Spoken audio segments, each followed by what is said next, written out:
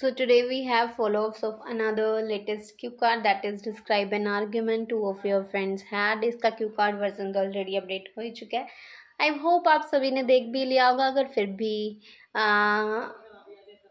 अगर आपने नहीं देखा तो उसका लिंक आपको कमेंट सेक्शन में पिन्ड मिल जाएगा, सो you can watch from that. So let's start our first follow-up questions. Do you think arguments are important? क्या आपको लगता है कि arguments बहुत ज़रूरी हैं?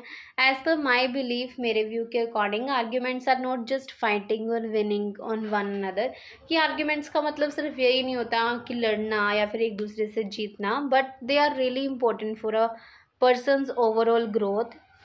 बट बहुत ज़्यादा ज़रूरी है किसी भी पर्सन की ओवरऑल ग्रोथ के लिए. As by having argument they can express their views in front of others, क्योंकि आर्ग्यूमेंट्स करने के बाद ही लोग अपने व्यूज़ को दूसरे के सामने रख सकते हैं.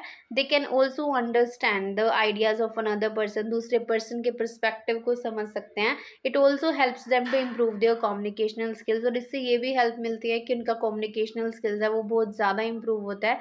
As it increases their understanding level and reduce misunderstanding between the people, कि उनका अंडरस्टैंडिंग लेवल इंक्रीज होएगा और साथ में जो भी पर्सन के साथ वो कन्वर्सेशन कर रहे हैं उनके साथ मिसअंडरस्टैंडिंग कम होगी. Sometimes our point of view can be changed after having an argument by stating all the facts and evidence from both sides.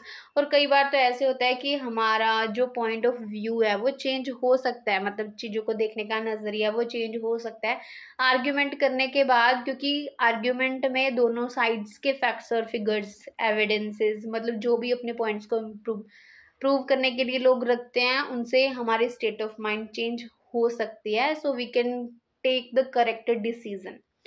So if you are visiting my channel for the first time, so must join WhatsApp, Instagram और Telegram channel. Link आपको description में ही मिलेगा. So the next one is what do family members usually have arguments about, कि ज़्यादातर family members में arguments क्यों होते हैं. There are many things that family members have arguments. बहुत सारी चीज़ें हैं जिनके बारे में फैमिली मेम्बर्स आर्ग्यूमेंट्स करते हैं. The first important thing is responsibilities. First तो रिस्पॉन्सिबिलिटीज़ ही हैं. As some people love to fulfil their responsibilities by passion. कुछ लोगों को तो पसंद होता है कि वो अपनी रिस्पॉन्सिबिलिटी को बहुत शिद्दत से निभाएं, while others ignore them, दूसरे इग्नोर करते हैं. so there is also argument among them in order to make them feel importance of fulfilling the responsibilities. तो उनमें आर्ग्यूमेंट होता है कि ताकि वो एक दूसरे को रिस्पॉन्सिबिलिटीज़ को फुलफिल करने की इंपॉर्टेंस के बारे में बता सके. Another one is generation gap. दूसरा मेन रीज़न है generation gap. As the older people love to do the things in their way. Older people को अपनी सारी चीज़ें अपने तरीके से करना पसंद है, while this generation people love to do the things as per the trend. और आजकल के यूथ को सारी चीज़ें ट्रेंड के अकॉर्डिंग और अपनी अंडरस्टैंडिंग के अकॉर्डिंग करना पसंद है. तो हमेशा इन दोनों के जनरेशन्स के बीच में मिसमैच होता है. That's why they have a argument. So the next one is it easier for you to have arguments with your family or with your friends? क्या आपके लिए आसान है अपनी फैमिली मेम्बर्स और फ्रेंड्स के साथ आर्ग्यूमेंट करना? टू बी ऑनेस्ट, अगर सच कहूँ, I am the type of person who believes that we should keep our point of view in front of everyone, either they are family members और friends. कि मैं उस टाइप के person हूँ जो मैं बिलीव करती हूँ कि हमें अपना पॉइंट ऑफ व्यू रखना ज़्यादा ज़रूरी है, चाहे वो फैमिली मेम्बर्स हैं या फिर हमारे सामने फ्रेंड्स हैं, in order to clarify the statement for both the parties, ताकि हम जो भी हमने स्टेटमेंट पास किया है उसकी क्लैरिटी हो सके दोनों पार्टीज के लिए. Moreover I believe we have the right to do argument if we care about them most. और साथ में ये मेरा मानना है कि हमें आर्ग्यूमेंट करने का हक है अगर हम किसी चीज़ की बहुत ज़्यादा केयर करते हैं. Sometimes our expectations from each other lead to arguments. और कई बार ऐसे होता है कि जो हम एक दूसरे से इतनी एक्सपेक्टेशंस रख लेते हैं, उम्मीदें रख लेते हैं, उसके कारण भी बहुत आर्ग्यूमेंट्स होते हैं. So having an argument is really important. So the next one is do you think people should change the way they think when they having arguments? क्या आपको लगता है कि लोगों को अपना तरीका चेंज करने की ज़रूरत है जब वो आर्ग्यूमेंट्स करें? एज पर माई परसेप्शन, मेरे व्यू के according, people should not change the way they think when having arguments. कि उनको तरीका नहीं बदलना चाहिए मेरे according, but they should keep their point of view in front of them. तो उनको अपना व्यू रखना चाहिए उनके सामने। After putting their point of view, उनका पॉइंट ऑफ व्यू रखने के बाद they should listen to others patiently, दूसरों को बहुत ध्यान से सुनना चाहिए। Try to understand their point of view, उनको भी समझना चाहिए, उनके पॉइंट ऑफ व्यू को भी थोड़ी अटेंशन देनी चाहिए। After having argument on a certain point, कि अगर आर्ग्यूमेंट हो चुकी है दोनों पार्टीज के बीच में, instead of repeating the sentences they should discuss the both sides, उनको दोनों साइड्स को डिस्कस करना चाहिए।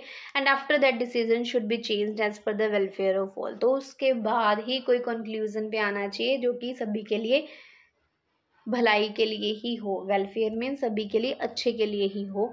सो वन मोर थिंग, अगर आप PDF बाय करना चाहते हो that includes part 1, 2 and 3, so you can message me on the number जो आपकी स्क्रीन पे दिया हुआ है for the pricing details that includes part 1, 2 and 3।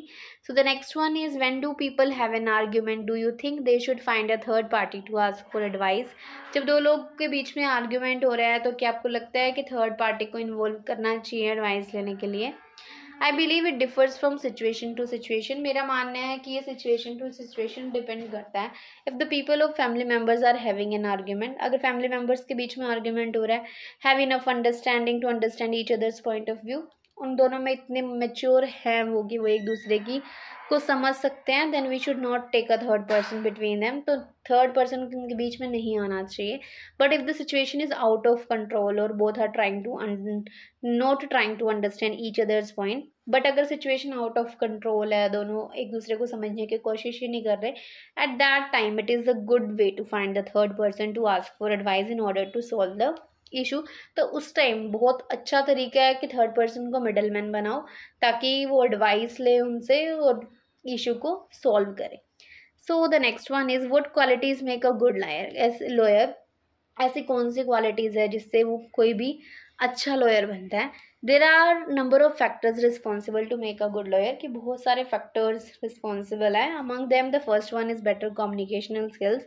सबसे फर्स्ट है कि जो भी पर्सन लॉयर बनना चाहता है उसकी कम्युनिकेशनल स्किल्स बहुत अच्छी होनी चाहिए in order to keep their point of view in front of everyone, ताकि वो अपने पॉइंट ऑफ व्यू को सबके सामने रख सके, as well as to make other people understand their arguments, और दूसरे लोगों को भी अपना पॉइंट ऑफ व्यू बहुत अच्छे तरीके से समझा पाए। अनदर वन इज दैट, दूसरा ये है, ही और she should be enough confident to represent their client in court and should have analytical skills to understand the situation very well before advising something.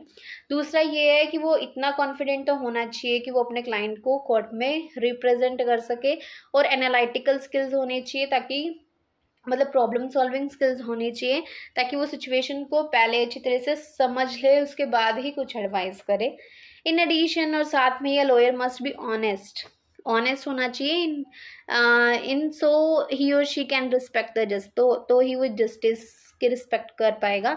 Additionally being a lawyer requires certain investigation skills और problem solving skills in order to pay attention to the tiny details of the situation, और साथ में ही वो person investigation और problem skills में बहुत best होना चाहिए ताकि वो सिचुएशन की छोटी छोटी मतलब बारीकियों पर ध्यान दे सके और ताकि वो केस को समझ सके और उसको सॉल्व कर सके। सो ये थे हमारे इस क्यू कार्ड के सारे फॉलोअप क्वेश्चंस। आई होप आपके लिए यूजफुल होंगे। अगर फिर भी कोई डाउट रह जाता है तो आप कमेंट सेक्शन में बता सकते हो। I will try to provide feedback as soon as possible. So that's the end of the video. Thank you so much for watching. Don't forget to like, share and subscribe. Keep watching and sharing.